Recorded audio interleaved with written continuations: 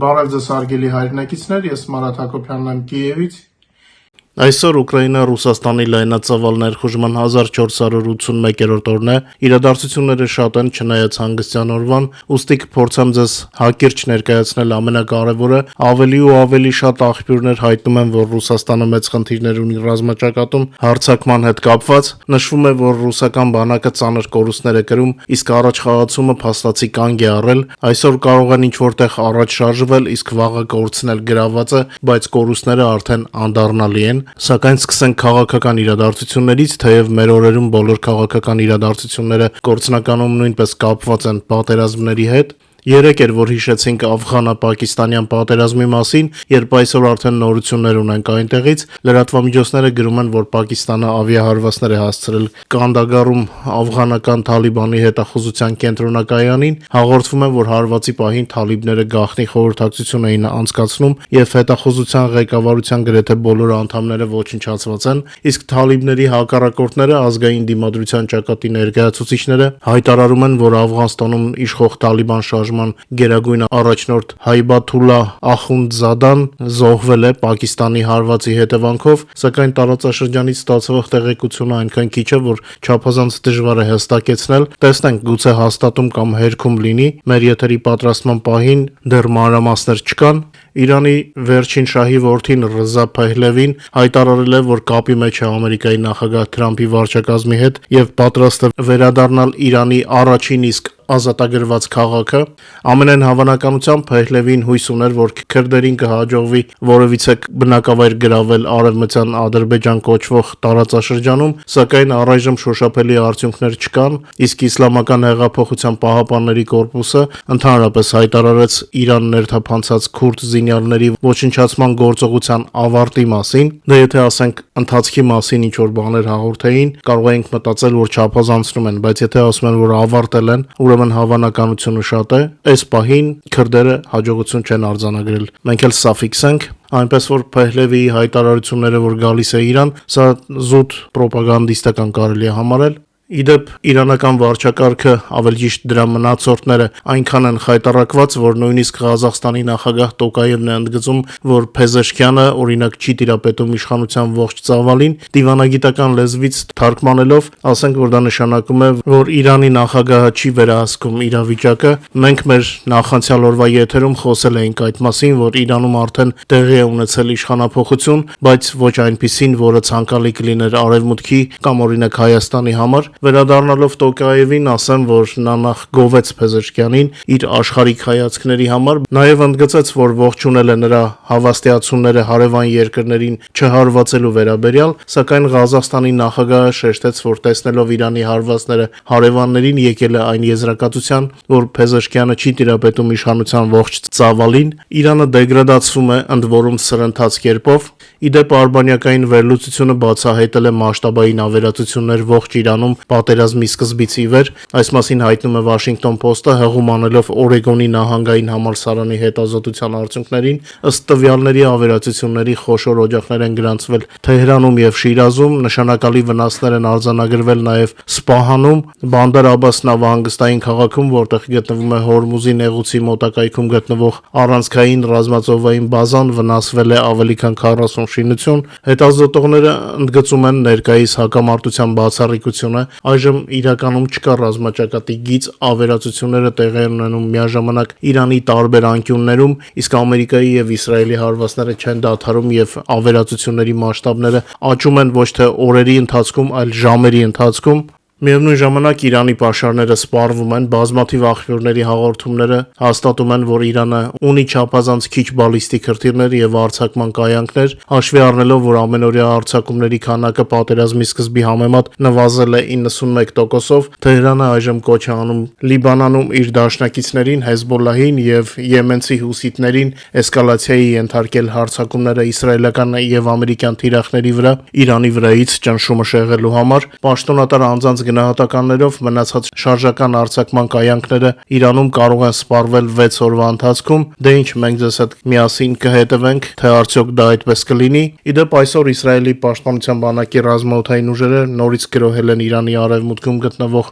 դրոնների պահեստները, ոչնչացվել են եւ դրոնների պաշարները եւ արձակման կայանքները սպասարկող իրանցի անձնակազմը։ Իրաքում ԱՄՆ դեսպանատունը կոչ է արել ամերիկացիներին անհապաղ լքել երկիրը, սա նշանակում է, որ էսկալացիան դեռ շարունակվելու է։ Իդեպ արաբները բանակցություններ են խնդրել Իրանի հետ, սակայն Թրամփը մտադիր է գնալ մինչև վերջ։ Թրամփի վարչակազմը մերժել է Մերձավոր Արևելքի դաշնակիցների ջանքերը Իրանի հետ դիվանագիտական բանակցություններ սկսելու վերաբերյալ։ Այս մասին հայտնում է Reuters-ը հղում անելով 3 դիվանագիտական աղբյուրների։ Թրամփը թվում է սկսել է նյարդայնանալ, նրա հաճախակի անզուսպ հայտարարությունները խոսում են ոչ թե վստահության, այլ ցեյթնոտի եւ անորոշության մասին, ինչի մեջ հայտնվել է Ամերիկայի նախագահը, ՆԱՏՕ-ի երկրների կամ Պարսից ծոցի այսպես կոչված դաշնակից երկրների կողմից աջակցության բացակայությունը կամ ավելի ճիշտ աջակցության ցածր մակարդակը նյարդայնացնում են Թրամփին։ Իր էությամբ Թրամփը մանրախնդիր մարդ է, նրա հոգին չհանդուրժեց նույնիսկ այն, որ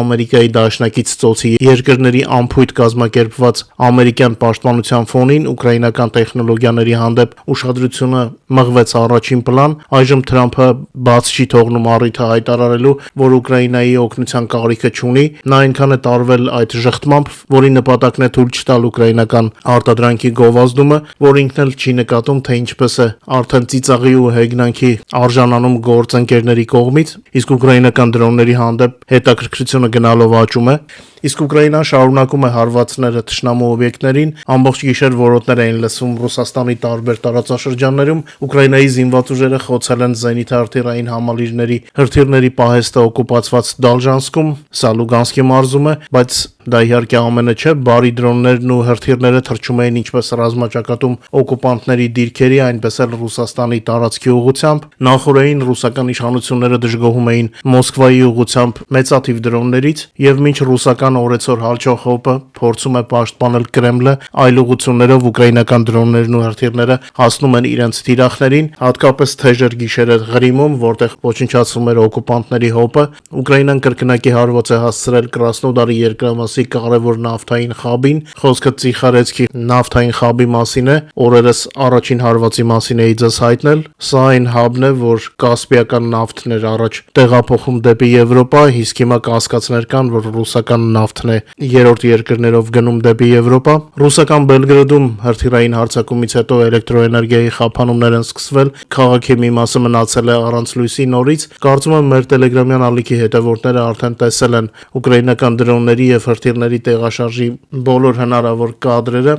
Ճապոնիայի կառավարությունը դիտարկում է իր պաշտպանունակությունը ուկրաինական դրոններով հզորացնելու հնարավորությունը, որոնք փորձարկվել են պատերազմում։ Այս մասին հայտնել է ճապոնական Kyodo News պարբերականը։ Նշվում է, որ դա կարող է իրականացվել սպառազինությունների փոխանցման երկկողմ համաձայնագրի միջոցով, քանի որ Ուկրաինան ցանկանում է իր պաշտպանական տեխնոլոգիաները փոխանակել Ճապոնիայի կողմից տրամադրվող զենքի հետ։ Հիմա ճապոնացիները օրինական ճանապարհներ են փնտրում, որպեսզի այդ փոխանակությունը կատարվի։ Երեք ուկրաինական ռազմաճակատում տեղի է ունեցել 144 մարտական բախում ռուս օկուպանտների հետ, որոնց ընթացքում Ուկրաինայի զինված ուժերը լիկվիդացրել են 740 զավթիչի եւ նրանց 2130 միավոր տեխնիկան եւ սպառազինությունը։ Ռելիզը ձեր էկրաններին է։ Ուկրաինական գլխավոր շտաբը նաեւ հայտնել է, որ լայնամասշտաբ պատերազմի սկզբից ի վեր լիկվիդացված օկուպանտների թիվը հասել է արդեն 1,279,170-ի։ Մինչ մեր հաղորդման մյուս թեմաներին անցնելը խնդրում եմ օգտագործել YouTube-ի գործիքները մեր եթերի առաջխաղացմանը նպաստելու համար։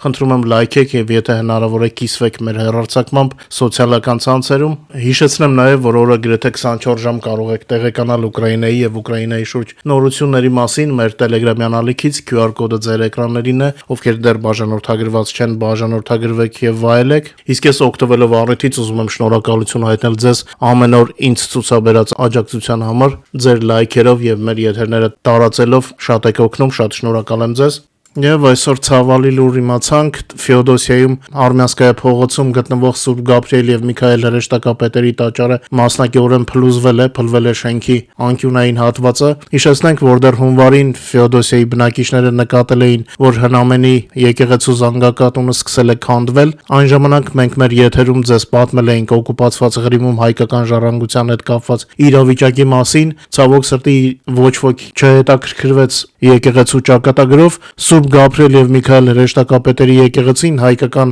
ծխի կաթոլիկ եկեղեցի է, կառուցված 1408 թվականին։ Տաճարը կառուցված է միջնադարյան հայկական ճարտարապետության ոճով, ռոմանական ոճի տարրերով եւ այդ ժամանակաշրջանին բնորոշ տեղական կոպտատաշ քարով եւ կրաշախաղով։ Այսպիսին է ռուսական օկուպացիայի դեմքը։ Այս վիճակը նույնպես իմ կարծիքով պետք է ավելի լայն մեր հասարակության շերտերին անհանգստացներ։ Միգուցե ես սխալվում եմ, չգիտեմ։ Ամենայն դեպս մեր կողմից հասնում է տեղեկություն հասցնել, մենք դա անում ենք։ Հուսանք պատկան մարմինները նույնպես ինչ որ կերպ կփորձեն տեր կանգնել հայկական ժառանգությանը։ Միգուցե ագրեսոր երկրում Հայաստանի դեսպանատունը որոշակի քայլեր ձեռնարկի, չգիտեմ, ծանր է տեսնել, որ մեր աչքի առաջ մեր հինավուրց վանքերը ավերվում են։ Չնայած Թրամփի հրապարակային հակագովազդային հայտարարություններին, ուկրաինացի մասնագետները արդեն աշխատում են Մերձավոր Արևելքում, մասնավորապես Հորդանանի ամերիկյան ռազմաբազայում։ Ուկրաինան ակնկալում է ստանալ ֆինանսավորում եւ տեխնոլոգիաներ Մերձավոր Արևելքի երկրներին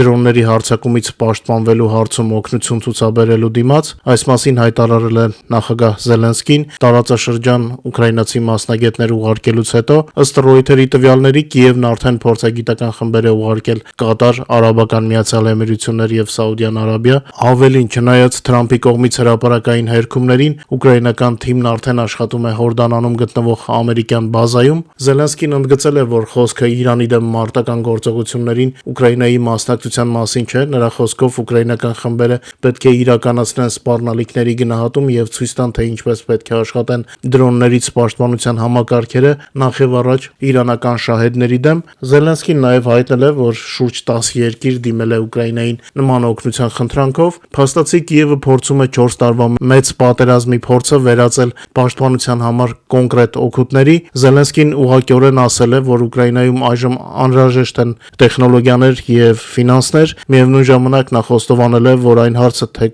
կոնկրետ ինչ կստանա Կիևը իր օգնության փոխարեն, դեռ քննարկվում է։ Զելենսկին նաև հայտարարել է, որ վստահ չէ արդյոք ի վերջո կստորագրվի Ամերիկայի հետ դրոնների ոլորտում համագործակցության առանձին համաձայնագիրը, որը քննարկվում է արդեն մի քանի ամիս։ Իհարկե Ուկրաինան ձգտում է նաև Ամերիկայի հետ, որովհետև Ամերիկայի հետ էլ փոխանակելու շատ բան կա։ Իմ կողմից ավելացնեմ, որ Պարսից ծոցի երկրների հետ խոշոր պայմանագրերը կարող են շտապեցնել Վաշինգտոնի վարչակազմին, քանի որ Թրամփը սիրում է լինել առաջինը, ու առնվազն գոնե թվալ առաջինը։ Իր հերթին Իսրայելի վարչապետ Բենյամին Նեթանյահուն ցանկանում է Ուկրաինայի նախագահ Վլադիմիր Զելենսկու հետ քննարկել համագործակցությունը իրանական դրոններին հակազդելու հարցում։ Իսրայելի կառավարության ղեկավար Նեթանյահուն հարցում է ներկայացրել ուկրաինացի առաջնորդ Վլադիմիր Զելենսկու հետ զրույցի համար, քննարկելու երկրների միջև համագործակցությունը իրանական հարվածային դրոններին հակազդելու ոլորտում։ Իսրայելում Ուկրաինայի դեսպանը հաստատել է իսրայելական կողմից ստացված հարցումը եւ հայտնել, որ զրույցը դեռ տեղի չի ունեցել աշխատանքային գրաֆիկների սահմանափակումների պատճառով։ Դիվանագետը հույս է հայտնել, որ զրույցը կկայանա մոտ ժամանակներս։ Մեջբերեմ մենք կաջակցենք մեր գործընկերներին եւ հույս ունենք, որ զրույցը տեղի կունենա շաբաթվա սկզբին։ Մեջբերում են իսրայելական լրատվամիջոցները ուկրաինական դեսպանի խոսքը։ Ուկրաինացի դիվանագետը հիշեցրել է, որ Թեհրանը Ռուսաստանին է տրամադրել հարվածային դրոնների տեխնոլոգիաներ ուկրաինա-ռուսական լայնամասշտաբ ներխուժման ընթացքում։ Մեջբերեմ մենք պետք է լինենք պատմության եւ քաղաքակրթության ճիշտ կողմում, ասել է Ուկրաինայի դեսպանը եւ հավելել, որ Կիևը կաջակցի բոլոր գործընկերներին Մերձավոր Արևելքում ստեղծված ներկայիս իրավիճակում, այդ թվում Իսրայելին, եթե իհարկե պայմանավորվածություններ կայանան։ Միևնույն ժամանակ Ուկրաինայի արտգործնախարարության խոսնակ Գեորգի Տիխին մեկնաբանել է Իրանի խորհրդարանի ազգային անվտանգության կոմիտեի ղեկավար Իբրահիմ Ազիզիի սպառնալիքները, ով Ուկրաինան անվանել էր Իրանի համար իբր օրինական թիրախ։ Թեհրանից հնչող սպառնալիքների մասին ես հայտնել էի նախորդին, Ուկրաինայի արտգործնախարարության խոսնակ Գեորգի Ցիխին բացարձակ աբսուրդ է անվանել իրանցի падգամավորի հայտարարությունը այն մասին, թե Ուկրաինան իբր դարձել է օրինական թիրախ Իսրայելին որսիչ դրոններ մատակարարելու պատճառով։ Նա ընդգծել է, որ հենց Իրանն է տարիներ շարունակ աջակցում ուկրաինացիների սպանություններին Ռուսաստանին մատակարարելով հարվածային դրոններ եւ տեխնոլոգիաներ պատերազմի համար։ Այս կապակցությամբ Թեհրանի սպառնալիքները ինքնապաշտպանության իրավունքին հղում անելով Ցիխին համեմատել է սերիական մարդասպանի փորձի հետ արդարացնել հանցագործությունները քրեական օրենսգրքով։ Իրանական վարչակարգը պետք է պատասխանատվություն կրի իրանցի ժողովրդի եւ այլ երկրների ու ժողովուրդների դեմ իրականացված բոլոր հանցագործությունների համար, հավելել է ուկրաինացի դիվանագետը։ Եվս մի ուղղություն, որտեղից Ռուսաստանը փորձում է խանգարել Ուկրաինային, Հունգարիայի ընտրություններից 30 օր առաջ հրապարակվել են Օրբանի եւ նրա մրցակցի նոր վարկանիշները։ Հունգարիայի խորհրդարանական ընտրություններից 4 շաբաթ առաջ անկախ սոցիոլոգիական ծառայությունները արձանագրում են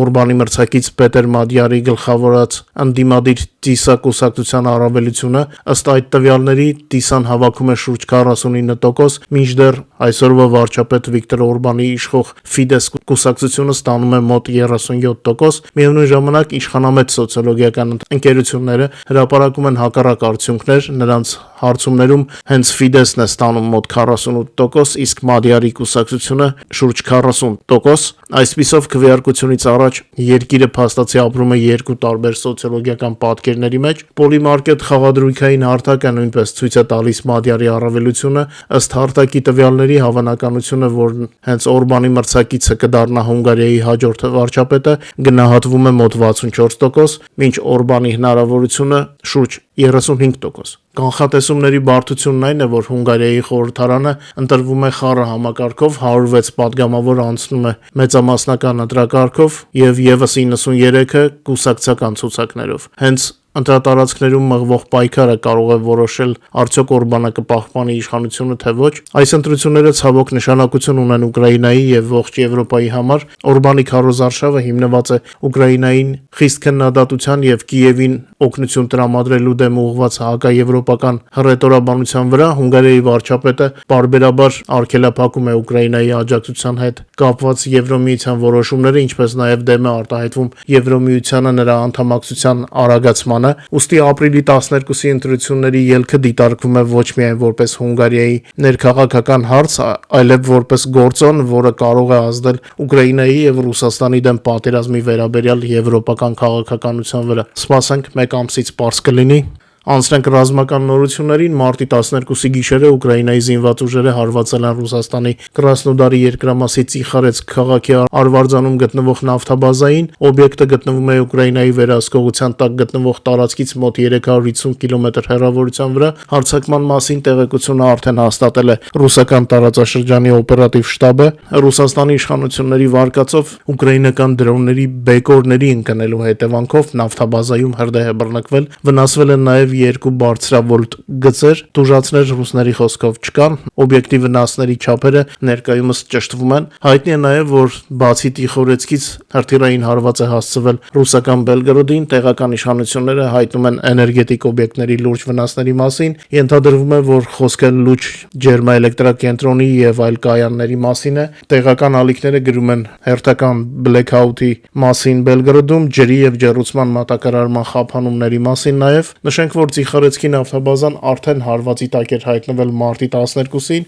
Սա Ռուսաստանի հարավային հատվածի նավթի փոխաբեռնման խոշորագույն կետերից մեկն է։ Դրա Ադրբեջանի հետ ունեցած կապի մասին պատմել ենք եւ ես եւ Արմեն Չիվուխչյանը մեր եթերներում։ Դե Լուգանսկի պահեստի խոցման մասին ձեզ արդեն եթերի սկզբում ասացի։ Ժամանակավորապես օկուպացված Ղրիմում մարտի 15-ի գիշերը Ուկրաինայի պաշտպանության ուժերը խոցել են S-400 Տրիումֆ զենիթ-հրթիռային համալիրի արձակման կայանքը, ինչպես նաև Պրատիվնիկ եւ Պարոլ ռադիոլոկացիոն կայանները։ Այս մասին հայտնում է Ուկրաինայի զինուժի գլխավոր շտաբը։ Նշվում է, որ ռուսական ագրեսորների հակաօդային պաշտպանության հնարավորությունների նվազեցման շրջանակներում Ուկրաինայի պաշտպանության ուժերի ստորաբաժանումները հարվածել են ռադիոլոկացիոն կայաններին Լիպկնեխտովկայի շրջանում։ Բացի այդ արձանագրվել է S-400 Triumph համալիրի արձակման կայանքի խոցումը Դալնեի ավանի մոտակայքում, հասցված վնասների չափերը ճշտվում են, հաստատվել է նաև, որ 2026 թվականի մարտի 10-ի Պրիմորսկեի շրջանում Վալդայ ռադիոլոկացիոն համալիրին հասցված հարվածի հետևանքով այն զգալի վնասներ է կրել։ Ըստ Ուկրաինայի գլխավոր շտաբի մարտի 15-ի գիշերը խոցվել են նաև ռուսական զորքերի օբյեկտները Զապորոժիեի մարզի ժամանակավորապես զավթված տարածքում, խոսքը Ասիպենկա գյուղի մոտ գտնվող նյութատեխնիկական ապահովման պահեստի եւ Պրիմորսկի շրջանում գտնվող դրոնների պահեստարանի մասին է։ Ուկրաինացի պաշտպանները հարվածներ են հասցրել նաև ռուսական զորքերի կենտրոնացման վայրերին Խարկովի մարզի Կուպյանսկի, Դոնեցկի մարզի Շախտովեի, Ուդաչնեի եւ Պակրովսկի, ինչպես նաև Խերսոնի մարզի Պետրովկայի շրջաններում։ Միևնույն ժամանակ Ուկրաինայի հակաօդային պաշտպանության ուժերը ոչնչացրել են ռուսական 97 դրոններից 90-ը, որոնցով ռուսական զորքերը գրոհել էին Ուկրաինան անցած գիշեր, արձանագրվել է 5 հարվածային դրոնի խոցում 5 վայրերում, ինչպես նաև խոցված բեկորների անկում 2 տեղանքում։ Թշնամին շարունակում է գրոհել Ուկրաինայի խաղաղ բնակավայրերը ռազմաճակատի գծի եւ սահմանի ողջ երկայնքով, գիշերները փորձում են մարդկանց քնից զրկել։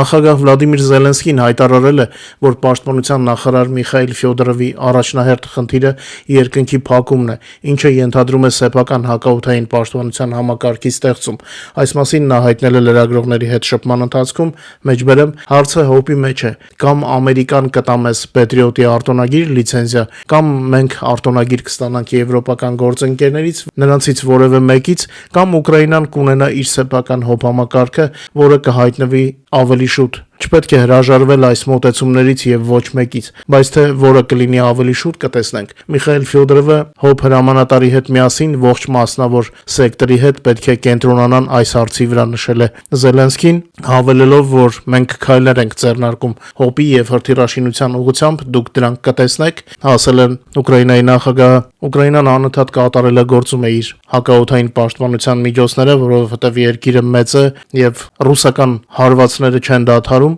ավելի ճիշտ հարվածների փորձերը։ Այդ իսկ պատճառով եղած միջոցներից բացի փորձ է արվում ստեղծել ավտոնոմ ինքնուրույն հոբ համակարգ, որպիսի կախվածությունը գործընկերներից ավելի քիչ լինի։ Դե այդպես հարմար է, երբ սեփականը կա եւ ուկրաինական ռազմարտունաբերական համալիրը արդեն ապացուցել է, որ կարողանում է նույնիսկ դժվարին խնդիրներ լուծել։ Հուսանք, որ այս խնդիրը նույնպես կլուծվի եւ կունենանք մեր ուկրաինական արտադրության հոբ միջոցներ, որոնք արդյունավետ կպայքարեն թշնամու դեմ։ Կիրակի օրով շատ չերկարացնեմ եթերը, շնորհակալ եմ, որ մեզ հետ եք, խնդրում եմ չմոռանալ լայքել մեր եթերը եւ հնարավորության դեպքում կիսվել սոցիալական ցանցերում, իսկ նրանց, ովքեր դեռ չեն բաժանորդագրվել մեր ալիքներին, խնդրում եմ անպայման բաժանորդագրվել, դա մեզ շատ կօգնի։ Ձեզ ամենայն բարիք եմ ցանկանում, մինչ նոր հանդիպում վաղվա եթերում, բարով մնաք եւ ամենագլխավորը անփորձանք։